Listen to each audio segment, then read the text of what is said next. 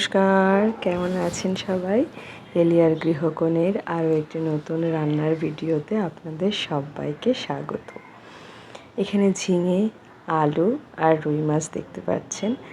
তো চলুন রান্না শুরু করি। আজকে আপনাদের সাথে শেয়ার করব গরমের জন্য ভীষণ আদর্শ একটা রান্না, আলু ঝিঙে দিয়ে রুই মাছের পাতলা একটা ঝোল। গরমের সময় দেখবেন পাতলা পাতলা খাবার খেতে ভীষণ ভালো লাগে। তো সেই জন্য আজ একদম হালকা পাতলা একটা রান্না নিয়ে এসেছি।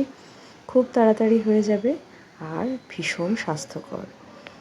তো এই যে রুই মাছটাকে নিয়েছি, এবার এটাকে নুন হলুদ দিয়ে ভালো করে মাখিয়ে নেব। আর যদি আমার এই ভিডিওটা আপনাদের কোথাও একটুও ভালো লেগে থাকে তাহলে লাইক করে কমেন্ট করে আমার পাশে থাকবেন। নতুন যে বন্ধুরা আমার ভিডিও দেখছেন এখনও সাবস্ক্রাইব করেননি, ছোট্ট একটা সাবস্ক্রাইব করে আমার পাশে থাকবেন আর বেল আইকনটা অবশ্যই প্রেস করে দেবেন। তাহলে না ভিডিও আপলোড করার সঙ্গে সঙ্গে নোটিফিকেশান আপনাদের কাছে পৌঁছে যাবে।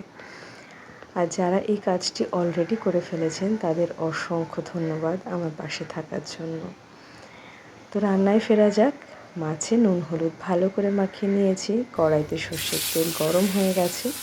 এবার মাছগুলোকে এক এক করে ভালো করে ভেজে নেব। এই রান্নাটা না যেমন ভালো আর তেমন তাড়াতাড়ি হয়, মানে খেতেও এত টেস্টি হয় আর তেমন কোনো মশলাও লাগে না, খুব চটজলদি হয়ে যায় আর খুব হেলদিও একটা খাবার, আবার মাছের ঝোলও হয়ে যায়। তো সেই জন্য ভাবলাম তাড়াতাড়ি রান্নাটা হয়ে যাবে আর একটু হালকা পাতলাও হবে। যখন রান্না করছি রান্নাটা আপনাদের সাথেও শেয়ার করি।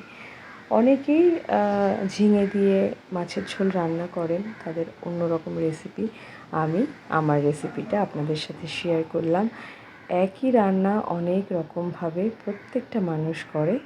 তো চলুন আজ আপনাদের দেখাই আমার স্টাইলটা, আমার রেসিপিটা। আশা করি আপনাদের ভালো লাগবে। তো এই যে মাছগুলো কিন্তু দুপাশই ভালো করে ভেজে এবার তুলে নিচ্ছি, বেশ কড়া করে ভেজে নিয়েছি। এবার এই তেলে, বেশি একটা তেলে আমি রান্না করি না, এই তেলের মধ্যে দিচ্ছি একটু রাঁধুনি আর একটু দেব কিন্তু জিরে, গোটা জিরে। এই দুটো দিয়ে ফোড়ন দিয়ে রান্নাটা হবে। আলুগুলো দিয়ে দিচ্ছি, আগে আলুগুলোকে হাই ফ্লেমে একটু ভেজে নেব, কারণ ঝিঙেটা তো খুব নরম একটা সবজি, ওটা খুব তাড়াতাড়ি গলে যাবে। আলুটাকে হাই ফ্লেমে নুন হলুদ দিয়ে ভেজে একটু কিছুক্ষণের জন্য ঢাকা দিয়ে রাখবো, যাতে আলুটা তাড়াতাড়ি গলে যায়, কারণ মোটা মোটা করে কাটা রয়েছে। তো 3-4 মিনিট পর ঢাকনাটা খুলে এবার কিন্তু ভালো করে আরেকটু নাড়িয়ে নিলাম, না হলে আবার তলায় ধরে যেতে পারে।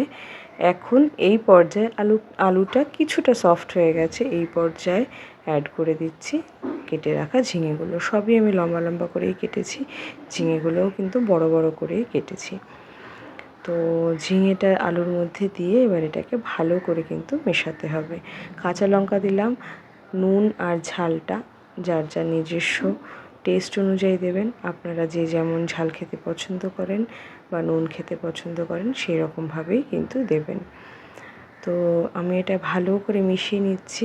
এবার দেখলাম একটু না হলুদটা কম পড়ছে, তাই একটু হলুদ দিলাম, জিরে গুঁড়ো দিলাম, একটু ধনে গুঁড়ো দিলাম, দিয়ে এবার এটাকে মেশাবো। যেহেতু শুকনো মশলা পোড়া লেগে যাওয়ার চান্স থাকে, তাই অল্প একটু জল দিলাম। জল দিয়ে এটাকে ভালো করে একটু কষিয়ে নেব, তাতে মশলার ফ্লেভারগুলোও সবজির মধ্যে চলে যাবে, আবার মশলার যে কাঁচা একটা গন্ধ থাকে সেটাও কিন্তু চলে যাবে।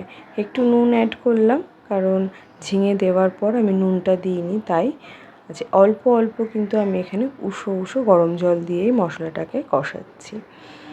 তো ভালো করে এটাকে বেশ কিছুক্ষণ ধরে কষাতে হবে, যাতে আলু ঝিঙে সবই সফট হয়ে যায়। ঝিঙেটা তো বেশিক্ষণ লাগবে না সফট হতে, আলুটাই আর একটু সময় লাগবে।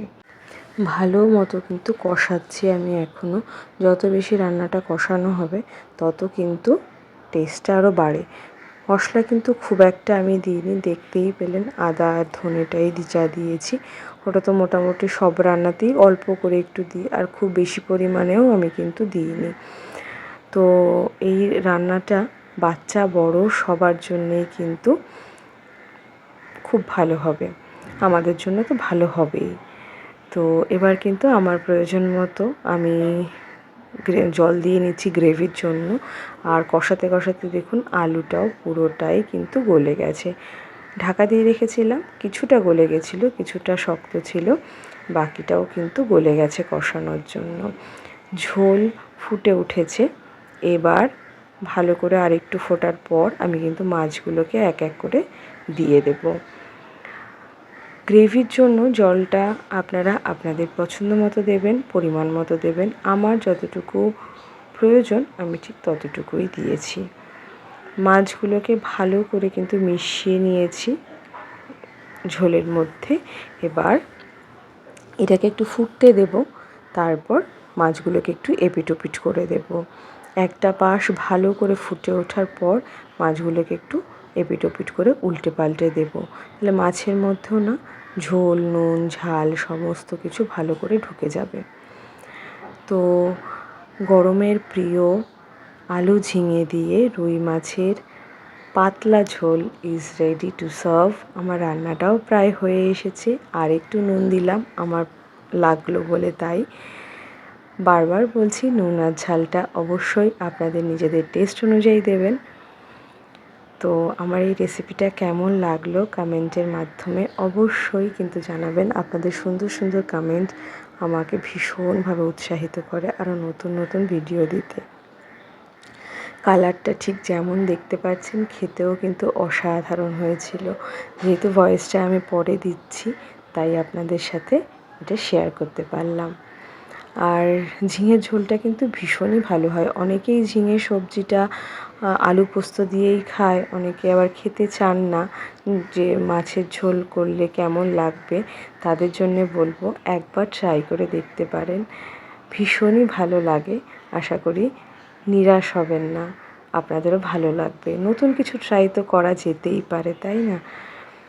তো আজ এই অবধি, আবার দেখা হবে অন্য কোনো দিন অন্য কোনো ভিডিওতে। ততক্ষণ পর্যন্ত আপনারা সবাই ভালো থাকবেন, সুস্থ থাকবেন, আনন্দে থাকবেন।